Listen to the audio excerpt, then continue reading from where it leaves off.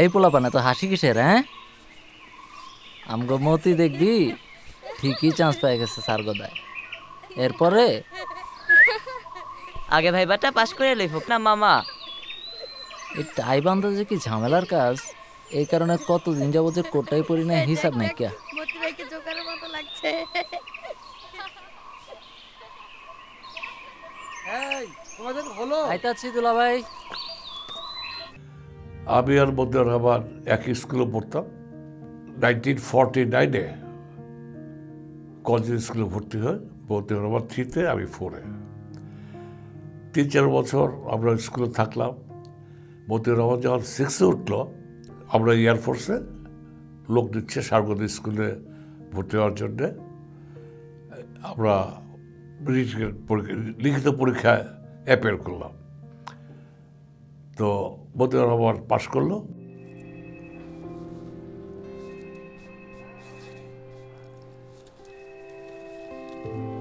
Coat পড়লে বসার সময় বোতাম খুলে বসতে হয়।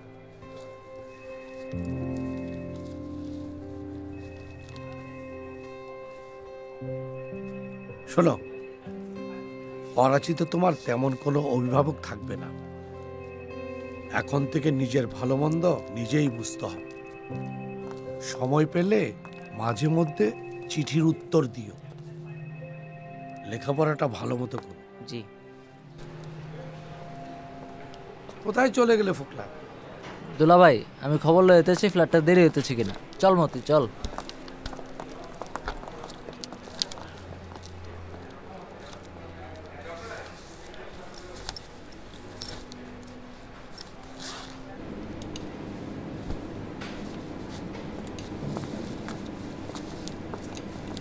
ফ্লাইট সময় হতেই যাইব। আমগো মহল্লার মস্ত পিসাসি করবার পাতাচ্ছে না, তুই করাচি যাইতেছিস গা। একদিন মস্ত বড় পাইলটায় ফিরত আইবি। কিরে, ফিরে আইবি তো? কি যে বলেন না মামা, আপনার এই বেঢপ কোটের জোরেই তো চান্স পেলাম। আমার আব্বা, ফাদার এই ব্যাপারে কোনো দ্বিমত প্রকাশ করেন না। উনি মনে মনে খুশি হলেন যে আপনার ছিলেন যা হোক বাইরে যাচ্ছে, এয়ারফোর্সে যাচ্ছে।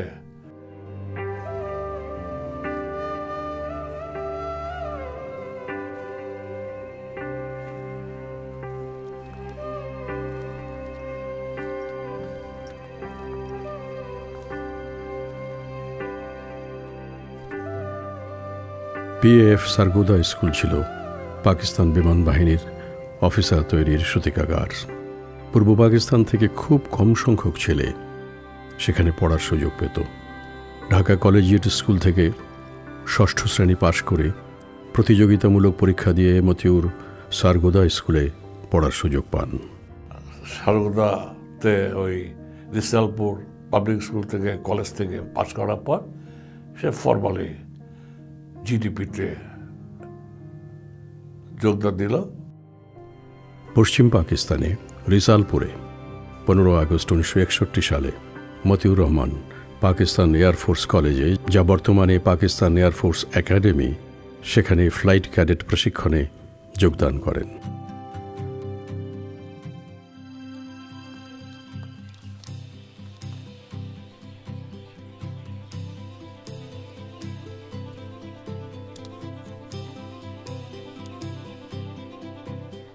মতিউর ভালো প্লেয়ার ছিল, খেলতো। তার ক্লাসে বিভিন্ন ইয়ের সাথে সে খুব স্পোর্টসম্যান হিসেবে তার ছিল আর কি। তার চরিত্রে স্পোর্টসম্যানশিপের একটা কোয়ালিটি দেখছে।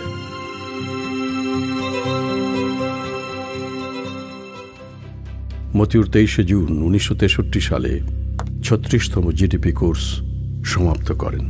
পদবি হয় পাইলট অফিসার। তার পিএএফ সার্ভিস নাম্বার ছিল PAK/4367।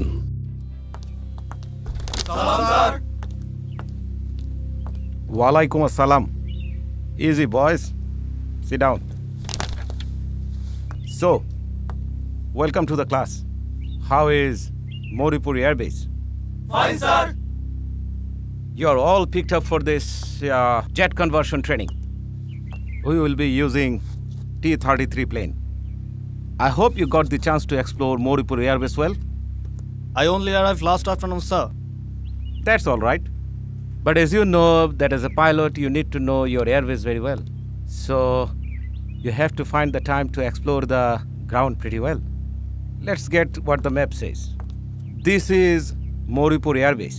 All T-33 plane starts from here, right in front of Squadron Building 2. And then taxi up to this point of the runway. You got the point? Yes, sir.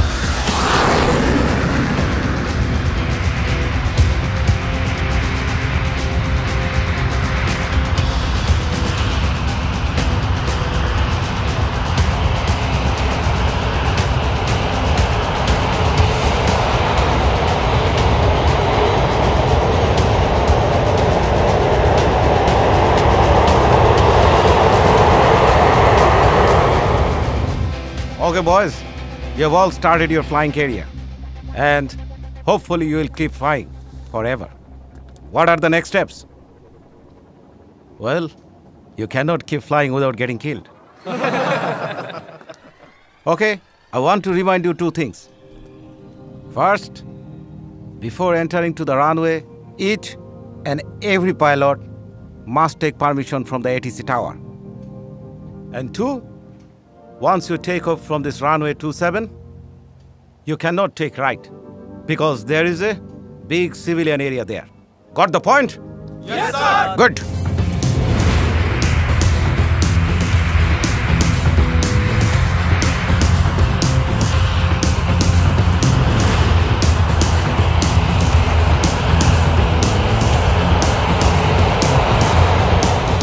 '৬৫ সালের পাক ভারত যুদ্ধ হয় ৬ থেকে ২৩ September. তাসখান চুক্তির মাধ্যমে যুদ্ধবিরতি হয়। এই সময়ে মতিউর পেশোয়ারে কর্মরত ছিলেন। ৬৫ সালে পাক ভারত যুদ্ধে সে ফ্লাইং অফিসার ছিল। সেই যুদ্ধেও নাকি সে অংশগ্রহণ করছিল, আমরা শুনেছি। সাহসিকতার জন্য, চৌকুশ উড্ডয়নের জন্যে পাকিস্তান বিমান বাহিনী তাদের অত্যন্ত খ্যাতিমান অনারারিটা পদকটা সিতারে হার্প মতিউরকে দেওয়া হয়। মতিউর এটা খ্যাতিপ্রাপ্ত ছিলেন। ১৯৬৭ সালে ২৩ জুলাই মতিউর ফ্লাইট লেফটেন্যান্ট পদে পদোন্নতি পান। So, what next? Next? We got the promotion. Our Moti Saheb. Even एक बेहतरीन मेडल भी जीता। सीताराय हार्ब। Now, what next? Next is Moti साहब अब उसका बीवी को पीछे भागेगा। Right.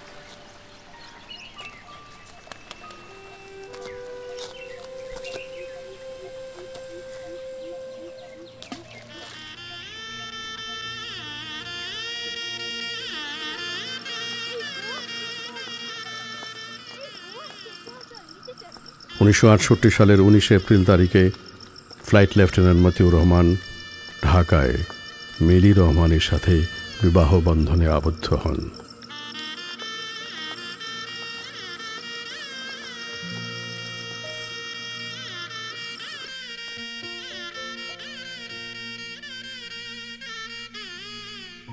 প্রথম কয়েকটা দিন তোমার কষ্ট হবে। আমি করাচি গিয়েই তোমাকে নিয়ে যাওয়ার ব্যবস্থা করছি। কি বলো? থাক, তুমি বোধহয় যেতে চাচ্ছ না। বাবা মাকে ছেড়ে সেখানে গিয়ে পরে কান্নাকাটি করবে। বাদ দাও। ইস, অত্যন্ত সাহসী, দৃঢ়চেতা একজন মানুষ, যিনি প্রতিটি ক্ষেত্রে চোখে আঙুল দিয়ে আমাকে দেখিয়েছেন পূর্ব পাকিস্তান আর পশ্চিম পাকিস্তানের ভিতরে যে বৈষম্যটুকু। ১৯৬৮ সালের প্রথম দিকে আগরতলা ষড়যন্ত্র নয়, রাষ্ট্রদ্রোহী মামলা রুজু করা হয়। এতে রাজনীতিবিদ, সরকারি আমলাসহ বেশ কয়েকজন বিমান বাহিনীর সদস্যকে অভিযুক্ত করা হয়, যাঁদের মধ্যে রয়েছেন sergeant Zahurul Haq, flight sergeant Mohammad Abdur Razzak, corporal Abdus Samad প্রমুখ। রাজনৈতিক পরিস্থিতি ক্রমে ক্রমে জটিল ও হিংসাত্মক দিকে মোড় নিতে থাকে।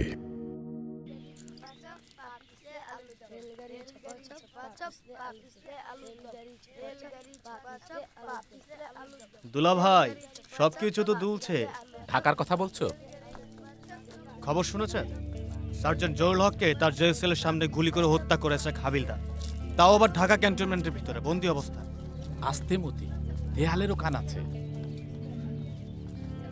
উত্তেজিত জনতা স্টেট গভর্নমেন্ট হাউসে আগুন ধরে দিয়েছে। প্লিজ মতি, এখানে আর একটি কথাও নয়, চলো বাসায় চলো। কিন্তু দুলা ভাই। মতি প্লিজ, বাসায় যাই, চলো। 1969 সালে 22শে ফেব্রুয়ারি আগরতলা রাষ্ট্রদ্রোহী মামলা জনরোষের মুখে তুলে নেওয়া হয়। পরের দিন বঙ্গবন্ধু শেখ মুজিব সহ সকল অভিযুক্ত মুক্ত হন।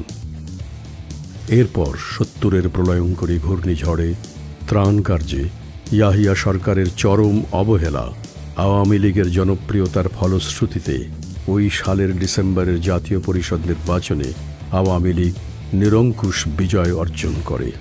কিন্তু পশ্চিম পাকিস্তানি শাসক গোষ্ঠী ক্ষমতা হস্তান্তরে নানা টাল বাহানা শুরু করে। নির্বাচনে হারার পরেও পশ্চিম পাকিস্তান ক্ষমতা ছাড়েনি। এই সিচুয়েশনে এখন কি করবে? গৃহযুদ্ধ নাকি স্বাধীনতা? আসলে বিষয়টা হচ্ছে কি, যার ক্ষমতা আছে সে ক্ষমতাটা প্রদর্শন করছে। ক্ষমতার এই রকম প্রদর্শনকে বলে ক্ষমতার অপব্যবহার। নেন, আর দরকার নেই তো বলছি। আচ্ছা বাদ দাও, তোমার সার্ভাইভাল কোর্সের কি খবর? শিডিউল পড়েছে কবে থেকে? জানুয়ারি 6। দেখ তো মাহিন উঠে গেছে। আচ্ছা আমি দেখছি। আমার মনে হয় কি মিলি, তুমি বাচ্চাদের নিয়ে ঢাকায় চলে যাও। আমি 2 সপ্তাহের মধ্যে কোর্স শেষ করে একবারে ঢাকায় ফিরে আসছি। কিন্তু আপা তো আমাদের সাথে যাবে বলছি। আগামী 6 মাস তো তোমার দুলাভাই ছুটির নামও নিতে পারবে না। এই ফাঁকে আমি গিয়ে ঘুরে আসি। তাহলে আর কি, ডিসিশন ফাইনাল? জানুয়ারির প্রথম সপ্তাহে পূর্ব পাকিস্তানে চলে আসি এবং জানুয়ারির শেষ সপ্তাহে উনি পূর্ব পাকিস্তানে আসেন এবং আমাদের সাথে যোগ দেন। এবং 7ই মার্চ বঙ্গবন্ধুর ভাষণে উনি রেসকোর্সের ময়দানে গেলেন।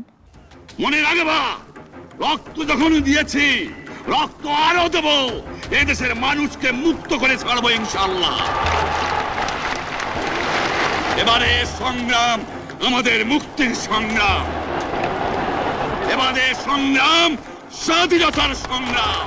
এবং ফেরত এসে উনি আমাকে প্রথম কথাই একটা বললেন যে উনি আর পশ্চিম পাকিস্তান ফেরত যাবেন না। যখন তার ছুটি শেষ হয়ে গেল তখন তার কর্তব্যস্থল থেকে চিঠি আসতে লাগলো তো ইমিডিয়েটলি চাকরিতে যোগদানের জন্যে। মধ্যে আবার জবাব দিলেন, তারা সে জবাব অ্যাকসেপ্ট করল না, তাকে তাড়াতাড়ি চাকরিতে যাওয়ার জন্য নির্দেশ দিল। আজাদ সাহেব উনি বিপ্লবী মানুষ, জেল খাটার অভ্যাস আছে, রাজনীতির ভালো বোঝেন, লেখক মানুষ, তাকে মুরব্বী হিসাবে, উপদেষ্টা হিসাবে তার কাছে বুদ্ধি দিলাম। উনি বললেন যে তোমরা বরঞ্চ কিছুদিন গা ঢাকা দিয়ে থাকো। বলতে আমার গা ঢাকা দিয়ে, বলে গা ঢাকা দেবো কোথায়? বলে দেশ বাড়ি চলে যাও। বাংলাদেশে উত্তাল রাজনৈতিক অবস্থান নিজ চোখে দেখে তিনি বিশেষভাবে অনুপ্রাণিত হন। মতিউর রহমান 1971 সালের 25শে মার্চ দিনের বেলা ঢাকা থেকে গ্রামের বাড়ি নরসিংদীতে চলে যান। ঢাকার সাথে দেশ বিচ্ছিন্ন। আমাদের গ্রামের উপর দিয়ে রেল লাইন, ঢাকা চিটাগংয়ের, ঢাকা সিলেট রেল লাইন।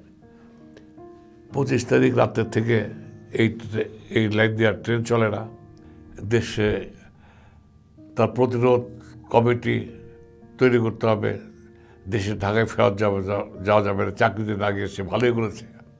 সে ভৈরব গ্রাম, পার্শ্ববর্তী গ্রাম এই নিয়ে একটা সংগ্রাম কমিটি, মুক্তিযোদ্ধা কমিটি ইত্যাদি ইত্যাদি তৈরি করতে শুরু করলেন।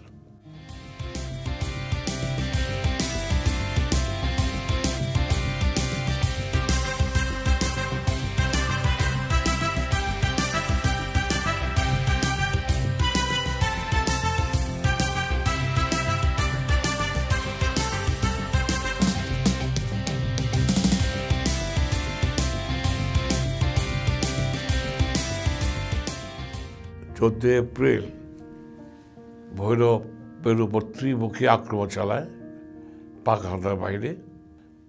পাক আর্মিরা যখন আমাদের অ্যাটাক করছিল, উপর থেকে ওই বিমান বাহিনীর প্লেন F-86 প্লেনগুলো ওরা ভৈরবের উপর একেবারে ইনডিসক্রিমিনেট স্ট্রেপিং বম্বিং শুরু করলো। এটা দেখে তার খুব কষ্ট হলো। এটা তাকে নতুন চিন্তা, সেদিনই তার জন্ম হয়েছে যে আমি তো একটা পাইলট, আমি তো একজন ফাইটার পাইলট। যুদ্ধ বিমান ছাড়া আমার তো আর কিছুই নাই।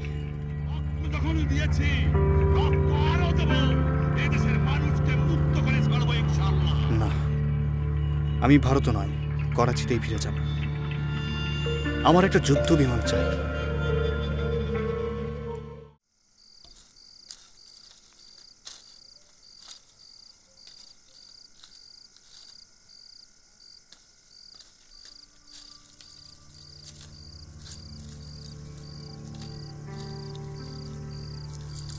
নিজের চোখেই তো দেখলে ভৈরবে বারবার কি নির্দয়ভাবে পাকিস্তানি এয়ারফোর্স বোম্বিং করে যাচ্ছে। চিন্তা করা যায়? দুলা ভাই, আমি ঠিক করে ফেলেছি, আমি ভারতেই যাব। তা সে চেষ্টাই তো করছি, একটু সবর করো। যত দ্রুত সম্ভব আমি তোমাকে ইন্ডিয়াতে পাঠিয়ে দেব। না দুলা ভাই, আগরতলার পথে নয়, আমার একটা প্লেন চাই। সোনমতি, মাথা গরম করো না। আমি ভারতে যাব, করাচি ছাড়িয়ে সিন্ধু নদ পার হয়ে। বলো কি? হ্যাঁ, ডিসিশন নিয়ে ফেলেছি, আমি ডিটারমাইন্ড। তাই বলুন যে তুমি এত চিন্তা করলে কি করবে তুমি? বলকে না, আমার একটা প্লেন দরকার। বোতের বললাম, বোতের আবার তুমি চলে গেলে কোথায় যাবা? ওখানে গেলে কোর্ট পার্সেল হবে, বিচার হবে, আচার হবে, তোমার কি অবস্থা যাই না, তোমার যাওয়াটা ঠিক হবে না। তখন আমি দেখলাম সে যখন আমার কথা শুনবেই না, তখন আমি একটু বুদ্ধি করলাম যে ঠিক আছে, তোর বউ বাচ্চাকে নিয়ে যা সাথে। তখন সেই অ্যাগ্রিড, সে বলল যে হ্যাঁ এটা ঠিক আছে, বউ বাচ্চা যদি নিতে পারি নিয়ে যাব। 1971 সালে 6 অথবা মতিউর রহমান পরিবার সহ করাচি ফিরে যান। Flight Lieutenant Rahman, you were supposed to report on 17 March. Why have you been absent without leave for last 2 months? Due to unstable and volatile situation in East Pakistan, I couldn't return, sir. Whatever I say you may not believe now, but one day history will tell you why I was absent.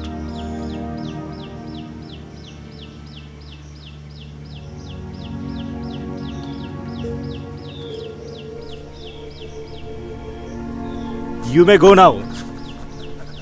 Motiur Rahman ভাবলেন চাকরি শেষে এত বড় কথা বলে এসছেন, কিন্তু দেখা গেল তাকে আশ্চর্য রকমভাবে পরের দিন তাকে নতুন জায়গায় দেওয়া হলো ফ্লাইট সেফটি অফিসার হিসাবে। 1971 সালের 25শে মার্চের আগে থেকেই পাকিস্তান বিমান বাহিনীর সকল বাঙালি পাইলটকে গ্রাউন্ডেড করা হয়। মতিউর রহমানকে ফ্লাইট সেফটি অফিসার হিসেবে নিয়োগ দেওয়া হয়।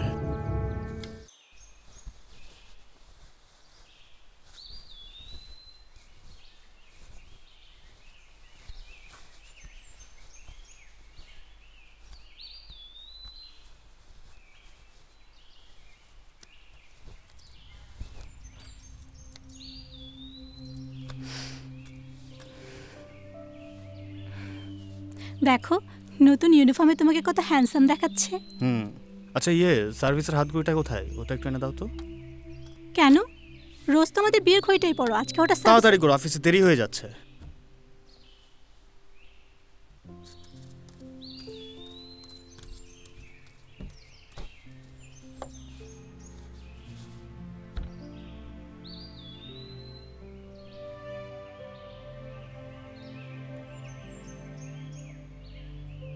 চাকরিটা আবার নতুন করে শুরু করেছি।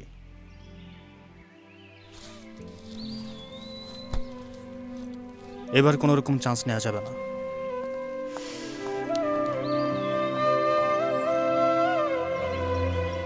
রাশেদ মেনহাস, পরিচয় পাকিস্তান বিমান বাহিনীতে জয়েন করার পরে এবং আমরা একই কোর্সের, Moti Sahib was our instructor in the academy.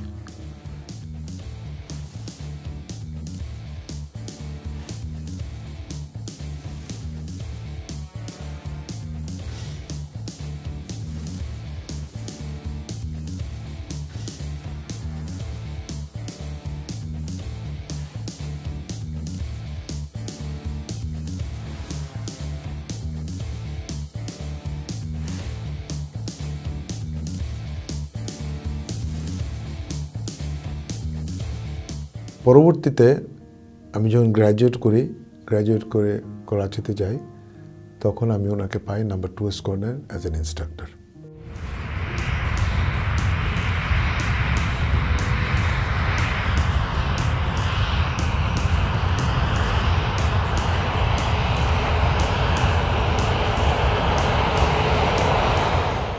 যুদ্ধ শুরু হলো 25শে মার্চের থেকে।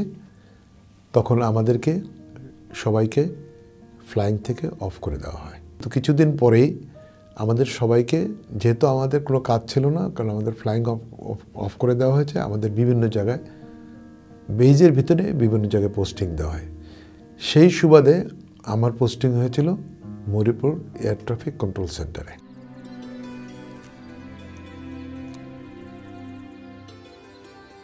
So, both of you are living in the same place? Yes, sir. Complete this report by tonight and meet me tomorrow here in my office. Sir. Salam, sir. Sir, they are my students, Minaj and Fariduzzaman. Okay. By the way, sir, Fariduzzaman kintu amader Borishale chile. Oh, yes. Okay, you may go now. Sir.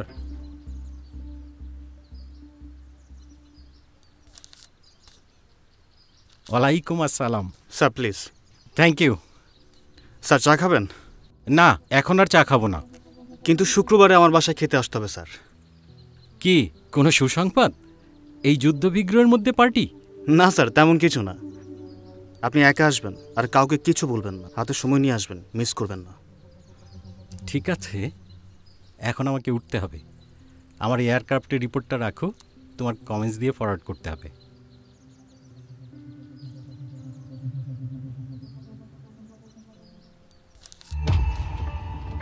Sir, আপনার এয়ারক্রাফটটা বোধহয় একটু মেনটেনেন্সে পাঠাতে হবে। আমি দেখছি sir.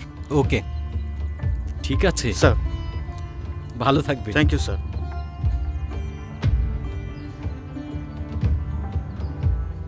আমাদের এখানে এক বাঙালি বড় ভাই, স্কোয়াড্রন লিডার কবির ভাই, উনি নেভিগেটর ছিলেন, উনি আমার বাসায় আসলেন।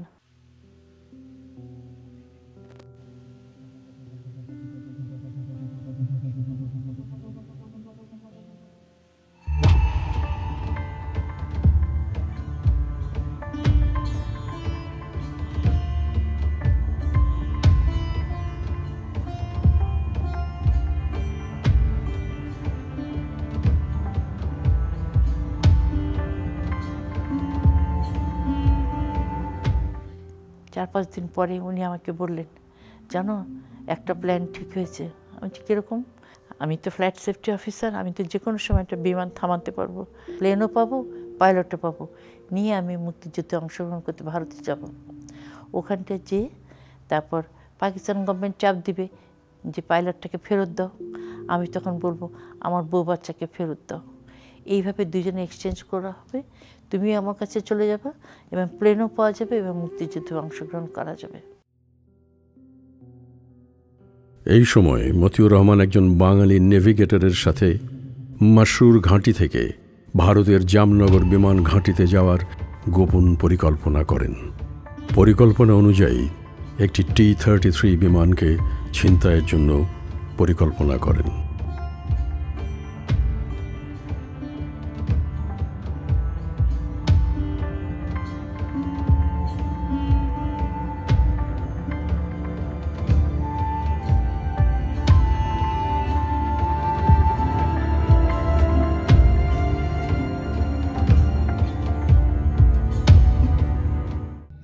আগস্ট মিনাজের সলো ফ্লাইট,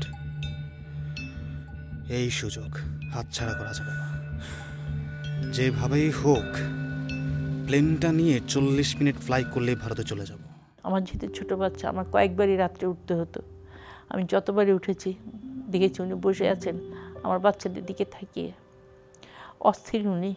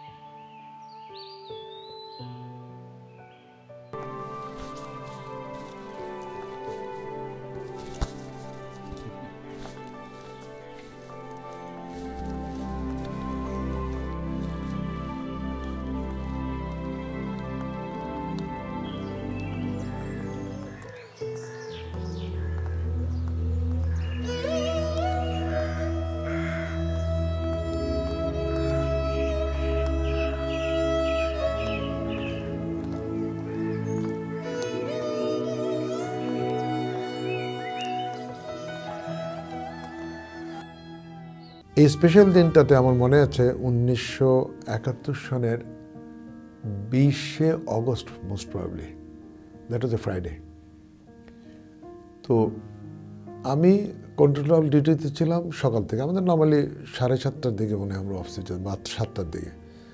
তো আমি স্কোয়াড্রন ব্রিফিং করে আমি টাওয়ারে এসেছি, তখন মনে হয় 9টা 9:30 বেজে। তো যেহেতু I just told you the Mauripur is a very busy base এবং প্রচণ্ড amount of flying is to go on.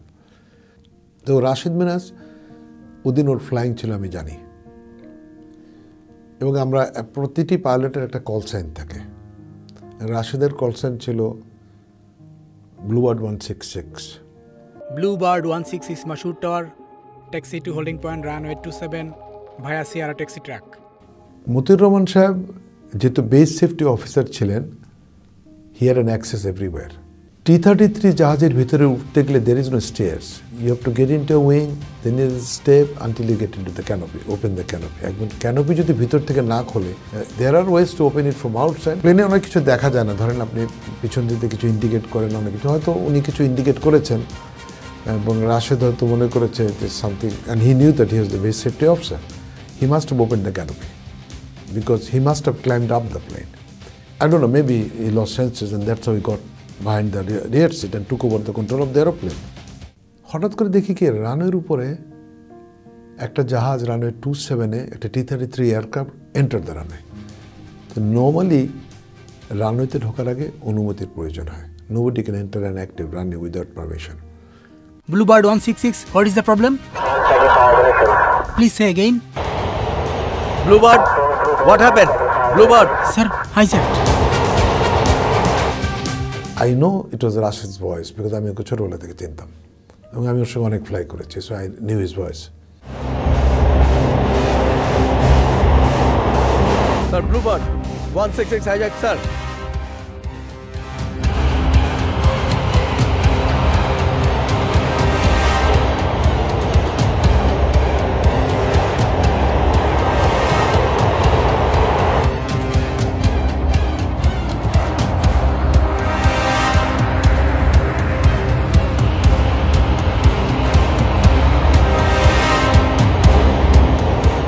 Who are you? I am the air traffic controller, sir. What happened here? I heard a call about Bluebird 166 being hijacked. I hear no further details, sir. Go and find out more details. Sir.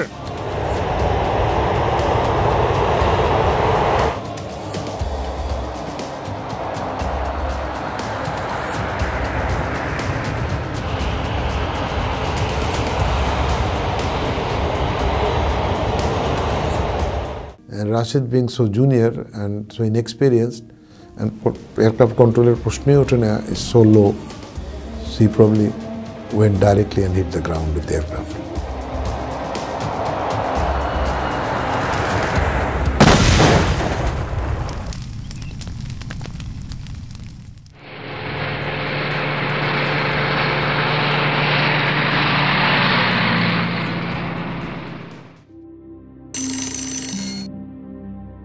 জায়দা দেখ তো কে।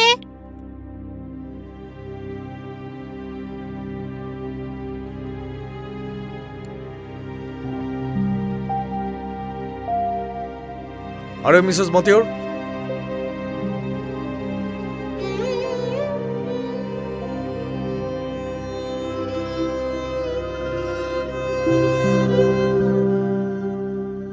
কপালে এইসব জায়গায় সব সেলাই, বড় বড় সেলাই, চোখের আইল্যাশগুলি কাটা, চোখ দুটো খোলা, ঠোঁটটা ফাঁক করা। সেই দিন আমি কাঁদিনি, সেই দিন আমি ওকে বোঝাতে পেরেছি না আজকে তুমি শহীদ হয়েছ, শহীদের বউ আমি আজকে কাঁদবো না। 21 তারিখে রেডিও পাকিস্তান থেকে প্রথম মতিউর রহমানের দুর্ঘটনার কথাটি প্রচার করা হয়। এরকম একটা কাজ করতে প্রচণ্ড সাহসের প্রয়োজন হয়। এই যে দেশের একজন শ্রেষ্ঠ সন্তান হিসেবে যখন উপাধি পেল, খ্যাতি পেল, তখন আমাদের সত্যি ভালো লাগে যে হ্যাঁ সরকার তাকে মূল্যায়ন করেছে, দেশবাসী তাকে মূল্যায়ন করছে।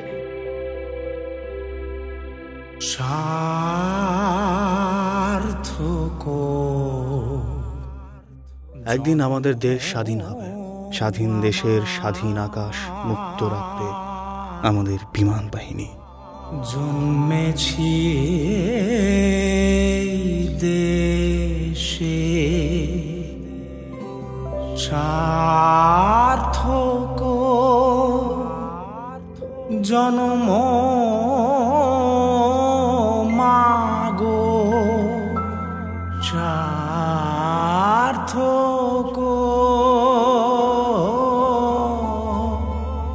জন্ম মাগো, তোমায় ভালোবেসে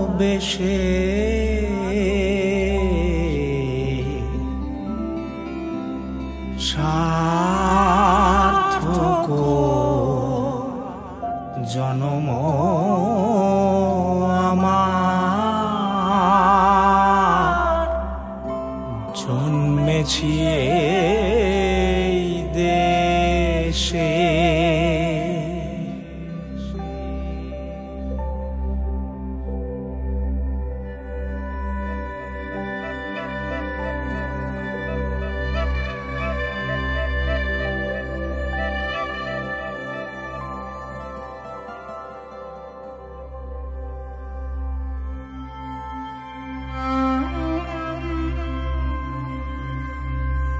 জানি নে তোর ধন রতন আছে কি না রানীর মতন, জানি নে তোর ধন রতন আছে কি না রানীর মতন, শুধু জানি আমার অঙ্গ জুড়ায় তোমার ছায়ায় এসে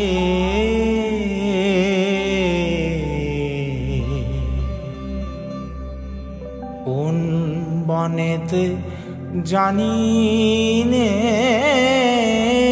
ফুল গন্ধে আমার করে আকুল, কোন বনেতে জানি নে